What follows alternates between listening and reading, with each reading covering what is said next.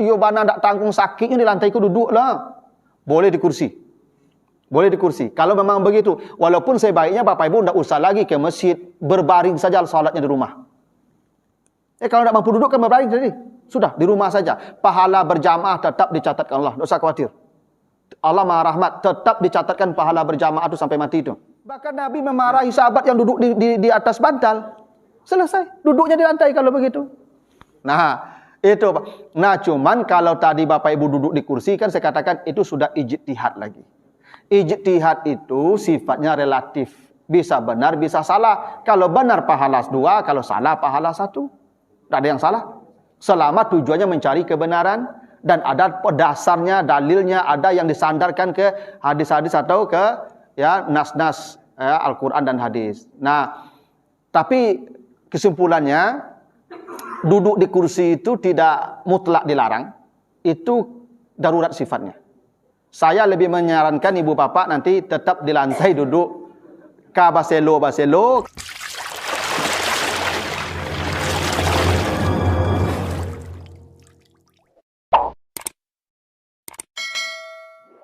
Assalamualaikum warahmatullahi wabarakatuh. Alhamdulillahi rabbil alamin. Assalatu wassalamu ala asrafil anbiya'i wal mursalin wa ala alihi wa ashabihi ajmain. Bapak, ibu-ibu, kaum muslimin jamaah subuh yang dimuliakan Allah, kembali kita bersyukur kepada Allah atas segala karunia-Nya. Alhamdulillah pada pagi hari ini kita dikumpulkan Allah di majlis zikir yang penuh berkah ini. Selawat dan salam untuk Nabi kita Muhammad sallallahu alaihi wasallam. Bapak Ibu yang saya muliakan, pagi ini kita akan beri penjelasan khusus. Ada beberapa waktu yang lalu ada viral ya video seorang ustadz yang mengajarkan tentang tutorial salat duduk di kursi. Jadi kata ustadz itu, saya tidak tahu namanya, tapi dari bahasanya kayaknya ustadz itu dari negeri seberang.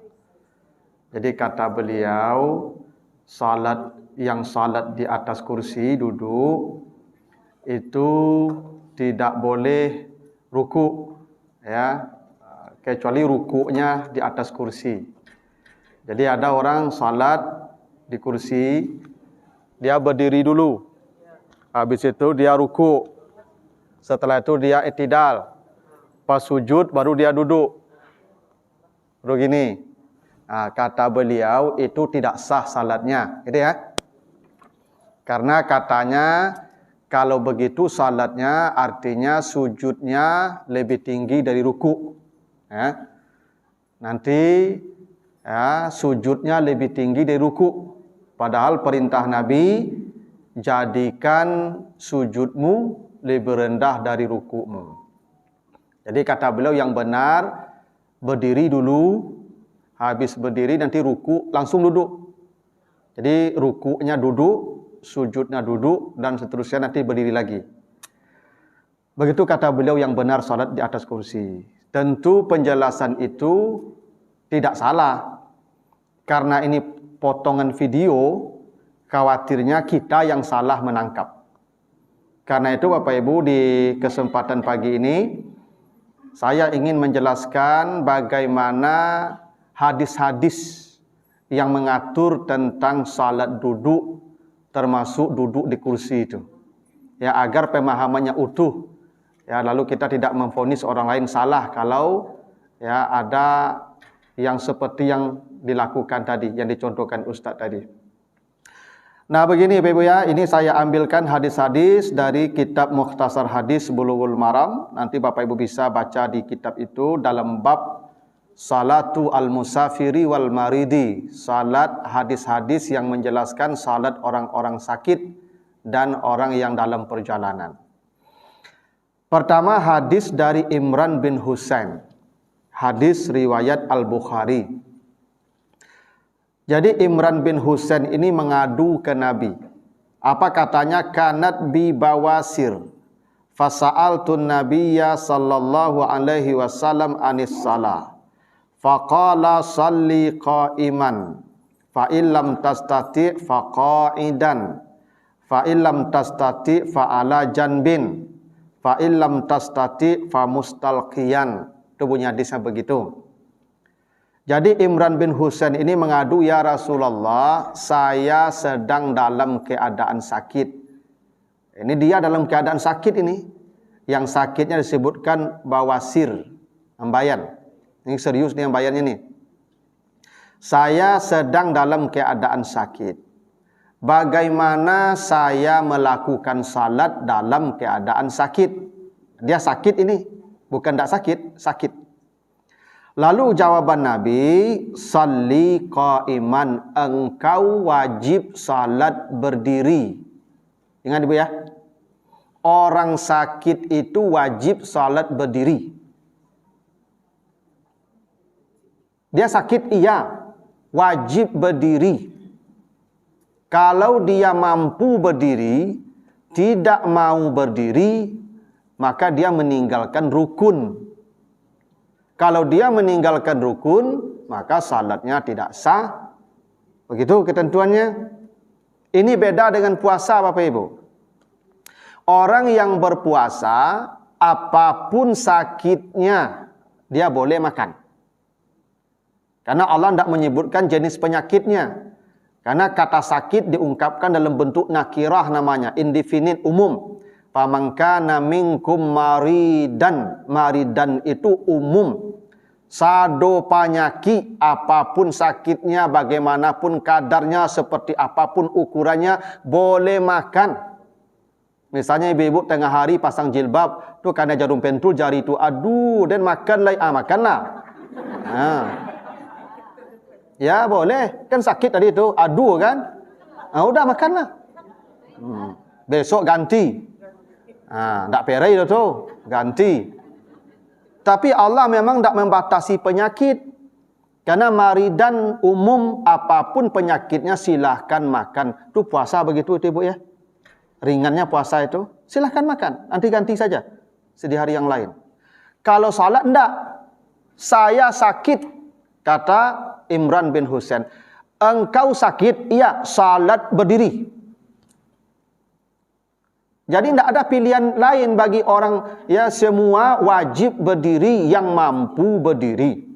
Jadi tidak tiba-tiba Bapak Ibu langsung sakit, langsung di kursi, langsung duduk. Tidak. Kalau orang ini mampu berdiri, dia tidak mau berdiri, maka salatnya tidak sah karena meninggalkan rukun. Beda aja puasa tadi. Kalau puasa memang begitu. Kalau sudah sakit, apapun sakitnya makanlah. Salat tidak. Tidak begitu sakit langsung salat, duduk, berdiri. Fa in lam tastati, kalau kau tak mampu berdiri, lah dicuba tagak sempoyongan Bapak Ibu. Rasa yang menggeretik lutut itu rasa jatuh, maka kata Nabi faqaidan, disitulah engkau baru boleh duduk. Kalau tidak mampu berdiri ya, lah dicuba tagak Bapak Ibu, yang tidak taluk rasanya. Duduklah. Kalau kau tidak mampu duduk, maka berbaring di atas lambung. Jadi berbaring tidak langsung terlentang Ibu.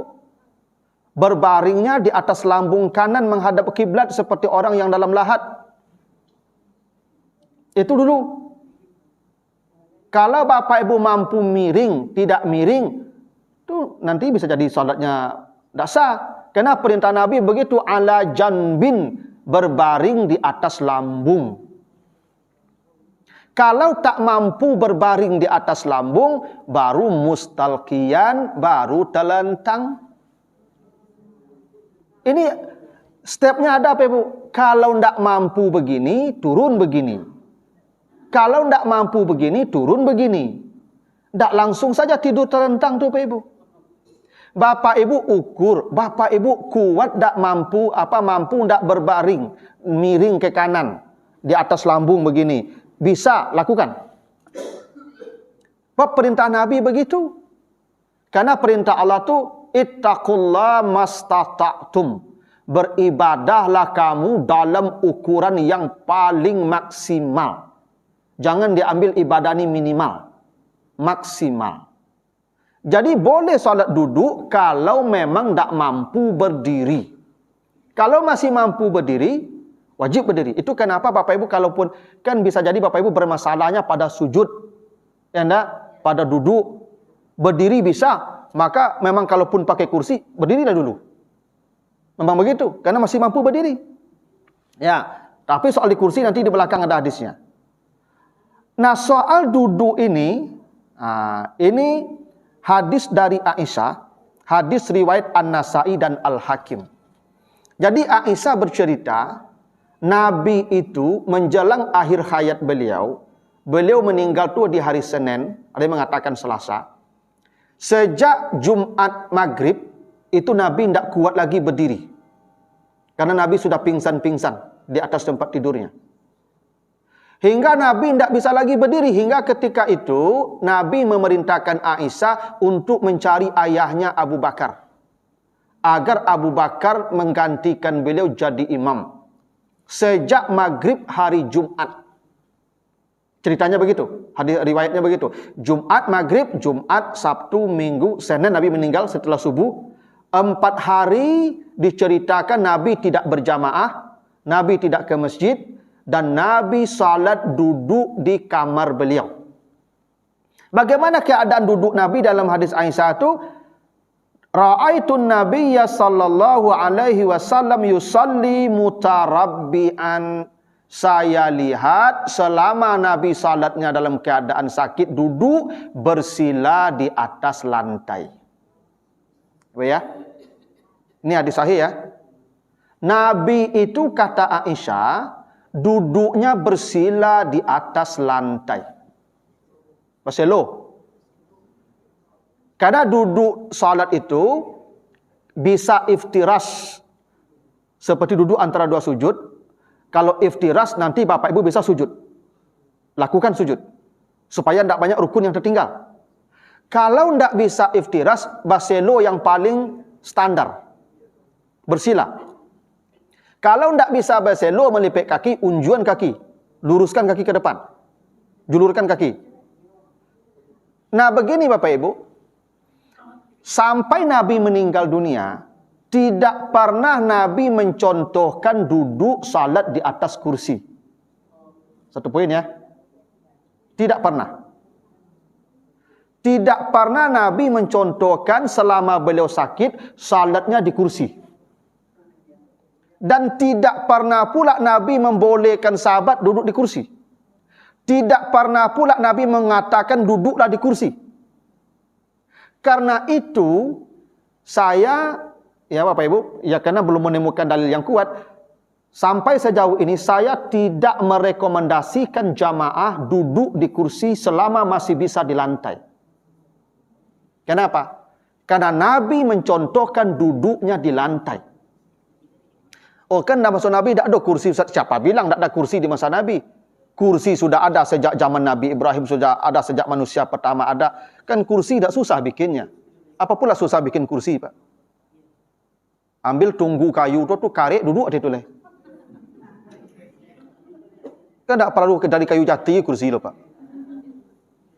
Tidak susah kan cari kursi itu. Lalu kepayaan cari kursi itu.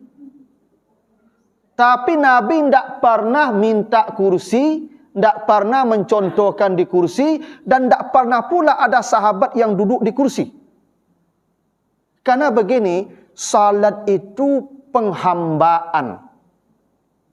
Makanya kita gerakkan salat itu penghambaan semua. Berdiri, penghambaan, penghormatan. Ya toh? Angkat tangan Allahu Akbar, penghambaan. Ruku, penghormatan. Sujud, penghormatan. Duduk di lantai itu juga penghambaan dan penghormatan. Karena kalau duduk di kursi, itu para raja. Para hamba duduk di lantai. Dah begitu filosofinya? Yang duduk di kursi itu para raja. Para hamba duduk bersimpuh di lantai. Itu filosofinya. Itu kenapa kalau dia masih bisa duduk di lantai, tidak duduk di lantai, saya khawatir salatnya bermasalah karena dia tidak menghambakan dirinya ketika itu. Ya. Memang tidak ada contohnya Nabi duduk di lantai. Dan memang tidak pernah pula ada sahabat yang mencontohkan begitu, disuruh duduk di kursi. Nabi duduknya di lantai, tidak di kursi. Nah, saya tak tahu tuh dari mana dalilnya itu kursi disediakan banyak gitu ya. Oh, Ustaz di Makkah banyak orang cutu Ustaz. Bapak Ibu, beribadah tidak bisa dalilnya orang di Makkah banyak cutu. Ibadah itu ada dalilnya. Ada tidak contoh Nabi? Ada tidak Nabi mengatakan? Ada tidak pernah sahabat melakukan dan Nabi melihat dan Nabi membolehkan? Tidak ada satupun. Karena itu Bapak Ibu, saya menyarankan selama Bapak Ibu masih bisa duduk di lantai, jangan pernah di kursi. Duduklah di lantai, apakah duduknya iftirash, apakah duduknya baselo, apakah duduknya maunju, terserah. Yang penting di lantai. Dan itu diceritakan Aisyah. Nabi itu ra'aitun Nabiyya sallallahu alaihi wasallam yusalli mutarabbi'an.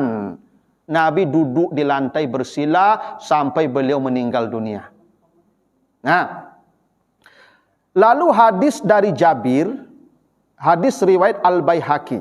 Ini hadis agak panjang. Ceritanya anna Nabi sallallahu alaihi wasallam ada maridan. Suatu hari Nabi menjenguk sahabat yang sakit. Ya. Fara'ahu yasjudu ala wisadatin. Nabi lihat sahabat ni salat duduk di atas bantal. Di sahabat ni duduk salat di bantal. Pakai bantalnya. Bisa jadi kok dibisu ya apa mungkin kan? Duduknya di bantal, ya tak? Farama biha. Nabi tarik bantalnya. Nabi tarik bantal orang ini. Farama biha, dilempar bantalnya. Dilempar Nabi bantalnya ini. Kata Nabi, salli alal ar inistata'ta. Salatlah di atas lantai selama engkau masih bisa di lantai. Kata Nabi begitu ya. Salatlah kamu di atas lantai selama kamu bisa di atas lantai. Baru perintah Nabi, waj'al sujudaka akhfat min ruku'ika. Jadikan anggu atau isyarat sujudmu lebih dalam dari isyarat atau gerak ruku'mu ketika duduk. Tuh hadis tadi itu yang disampaikan Ustaz tadi. Jadi kata Nabi, dulu sahabat itu duduk di apa? Di atas bantal. Oleh Nabi dilempar bantalnya. Kok di bantal, kok di kursi itu kok? Ya. Di bantal saja dilempar Nabi, farama biha, dilempar bantal itu oleh Nabi. Perintah Nabi, salli alal ar, duduklah di lantai, jangan di atas bantal. Karena itu Bapak Ibu, saya memang agak kurang setuju kalau itu salatnya di kursi. Karena tidak ada contoh tadi. Perintah Nabi malah kalau ada yang di atas bantal, dilempar Nabi bantalnya. Duduk di atas lantai. Cuman ada boleh jadi bapak ini memang tidak kuat duduknya di lantai. Bisa jadi begitu. Kan harusnya kan dia salatnya berbaring lagi itu. Kalau dia tidak mampu duduk kan berbaring. Kan tidak mungkin berbaring di masjid. Itu masalahnya. Beko nyoba bergolek dapat di masjid kan beko panjang cari orang beko bergolek lalu apa solat di masjid ke? Harusnya Bapak Ibu kalau sudah sakit itu di rumah salatnya. Tidak perlu lagi ke masjid. Karena kata Nabi, iza maridal abdu aw safara kutiba lahu makana ya'malu muqiman sahihan. Bila ada orang sakit atau dia bepergian, maka pahala-pahala amal yang dia lakukan ketika sehat dan mukim tetap dicatatkan Allah sampai dia mati atau sampai dia sehat. Ibu bapak yang lah sakit, tidak usah datang ke masjid lah. Ya, pahala berjamaah tetap dicatatkan Allah sampai mati. Karena ketika sehat dulu rajin ke masjid. Yang masalahnya sehat tak pernah ke masjid lah. Tu sakit dah agak pergi ke masjid. Kecik malaikat teh apa dulu sehat dah ini dah sakit baru ke masjid. Ndak kado pahala lo tu. Nya pahala tu ketika sehat rajin sakit, maka kata Allah, kutiba lahu makana ya'malu mukiman sahihan. Semua amal ketika sehat itu dicatatkan terus sampai dia sehat atau sampai dia meninggal dunia.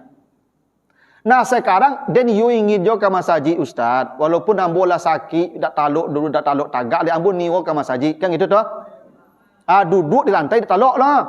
Boleh jadi bobot badan tu kadang beko duduk di lantai beko 10 orang lo mangkek kata beko. Lama repotkan orang enggak tahu tu mah. Yang kasus begitu maka mungkin dibolehkan salat di atas kursi. Enggak semua ya. Memang ada kasusnya enggak bisa di lantai. Kan ibu yang paling tahu keadaan tu. Kok duduk di lantai rasa kaputui pinggang Ustaz. Enggak taluk dan bol Ustaz. Bapak ibu yang tahu dah. Atau tagaknya payah beko. Atau yo bana ndak tanggung sakitnya di lantai ku duduk lah. Boleh di kursi. Boleh di kursi. Kalau memang begitu, walaupun sebaiknya bapak ibu ndak usah lagi ke masjid, berbaring saja salatnya di rumah. Kalau ndak mampu duduk kan berbaring tadi. Sudah di rumah saja. Pahala berjamaah tetap dicatatkan Allah. Tidak usah khawatir. Allah Maha Rahmat, tetap dicatatkan pahala berjamaah itu sampai mati itu. Nah, tapi kok iyo tangkayo ke masjidnya? Kan dah. Dan iyo ke masjid Ustaz. Kan bisa jadi nyolah sakit kan mada. Kalau memang begitu keadaannya datanglah. Pakailah kursi. Nah, duduk di kursi itu sifatnya ijtihad. Kenapa? Tidak ada contoh dari Nabi. Itu pendapat lagi. Karena kalau contoh dari Nabi duduk di lantai tadi. Bersila. Sekarang di kursi. Maka kalau duduk di kursi itu pendapat. Maka boleh dia dari awal duduk di kursi. Sampai selesai. Mulai dari takbir sampai salam dia duduk di kursi. Karena itu ijtihad. Tidak ada lagi dasar dari Nabi, tidak ada lagi contoh dari Nabi, tidak ada aturan dari Nabi. Itu pendapat lagi itu. Boleh. Boleh juga ambo dan tagak taluk Ustaz. Saya berdiri kuat. Tapi saya sujudnya tidak kuat. Maka boleh juga berdiri. Berdiri dulu. Makanya yang mampu berdiri memang lebih baik berdiri. Berdiri dulu. Nanti pas ruku bisa ruku.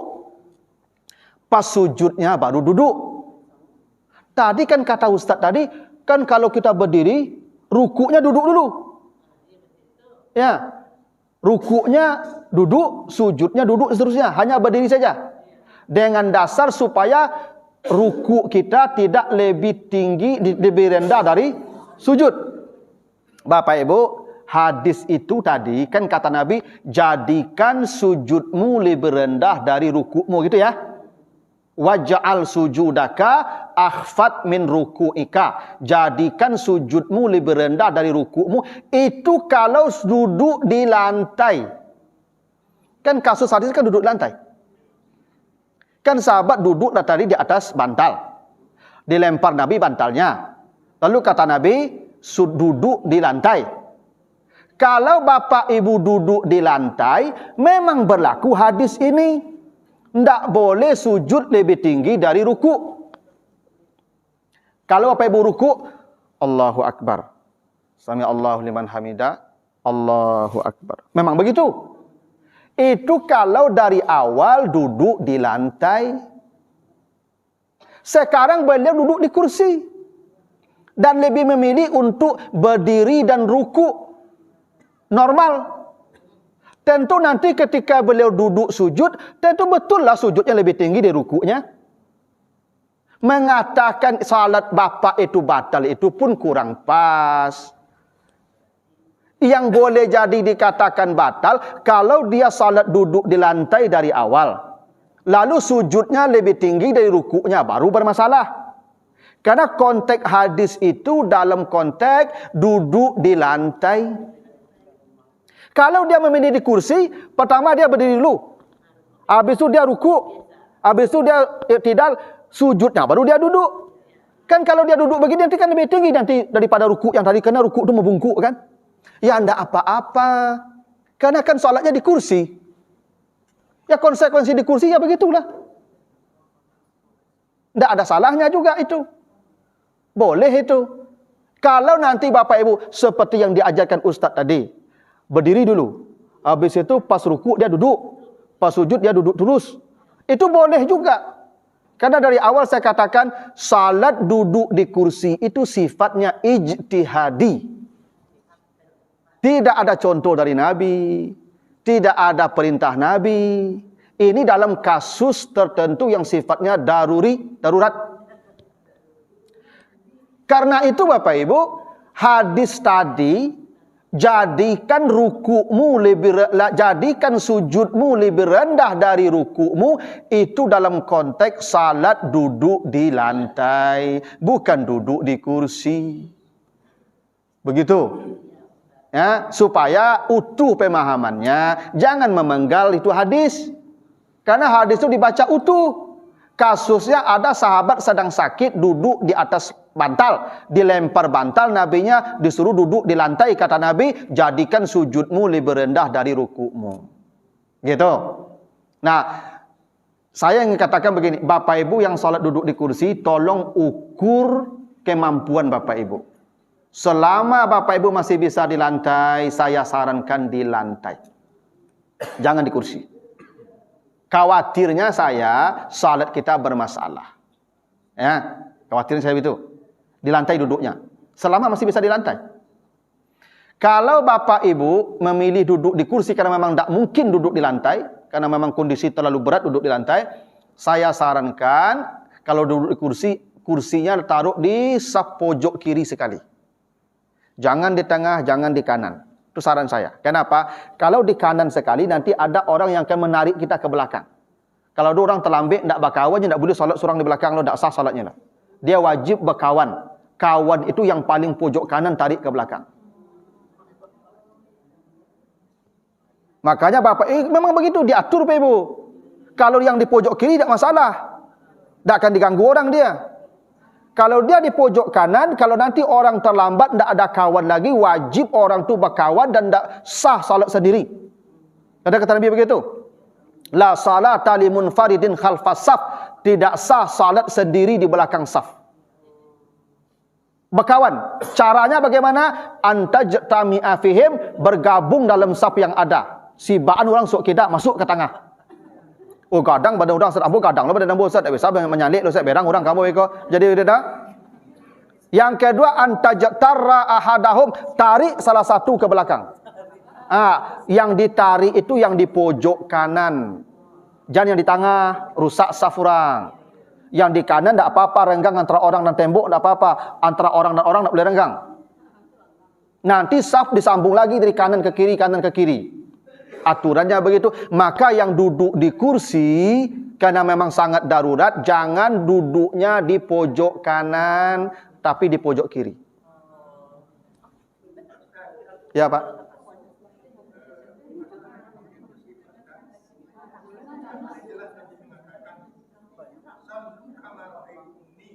Iya.